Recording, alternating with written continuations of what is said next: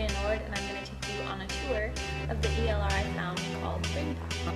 And it's really simple. Here's just some movies that they're showing, and then all the topics are listed. So you have science, social studies, English, math, arts and music, health, and then technology.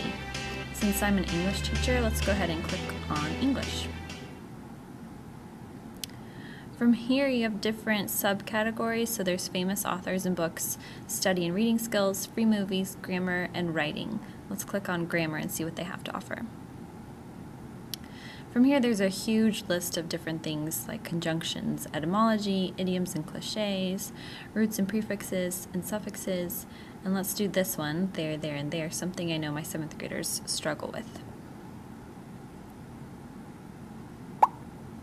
Okay, from here it'll show you a movie about these 3 different spellings of the word, and then so you can click here to play the movie, but you can also, actually let's go ahead and click on it and I'll show you the different things. So you can do closed captioning, so right here it would show all the words so that students that have hearing disabilities could read the words, and then also you can make it full screen, so if you show it to your class it'll be bigger on your projector.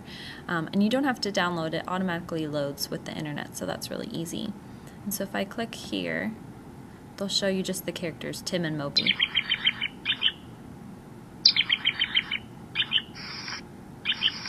Hey, looks like we've got some new neighbors. Okay, so you get the point, but it just shows you a movie about there, and there. And then at the end of it, you're given the choice of taking a quiz, and you can also just take it at the beginning before you watch the movie.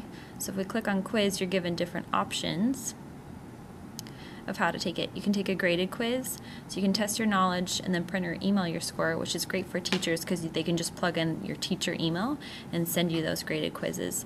And then there's a review quiz, so you can't move forward until you get the answer right. So that's nice for just learning, not so much formative assessment. And then printed quiz is just taking the quiz the old-fashioned way. So if I click on review quiz, I can show you how they give you feedback. Nope, try again. Or correct. So the graphics are just really fun and simple, and I think that students would really like it. So let's go back to here and I'll show you the different options. After they show you the movie, you can do activities, which for this one is just a worksheet on how to use the 3 different words properly. And then you can do a Q&A, and you can ask your own question about it, and then they'll write you back. Oh, and let's see. There's a timeline, and this would show different events that correspond to your category. And for this one, I know they're kind of stretching it, but they're just showing different uses of those words with famous events. And the last one is the FYI, and there's just different things that students can search around with. Like this one is do it, so it's a little activity. Here's did you know, talking about homophones, language, quirky stuff like a mondegreen, and then a comic. So it's just something that the students can play around with, and not something that you have to tell them to go search for. They can just look around on their own. If you go to the research, you can see the effectiveness of BrainPOP in the classroom. You can also go back to the home page,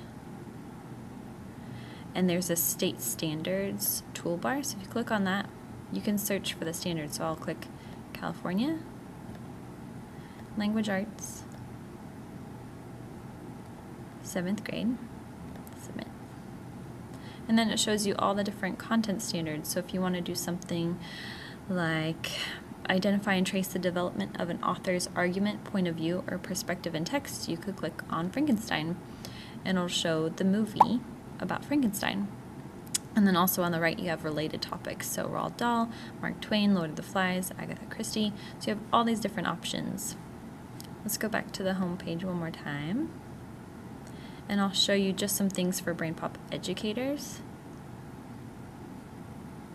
And here you can see that they have lesson plans, video tutorials, curriculum calendar, classroom tools, and this one I think is really neat. So like you have graphic organizers, so different ways to tie BrainPOP into your own classroom. So just kind of fun and nice for teachers to have all of those sources.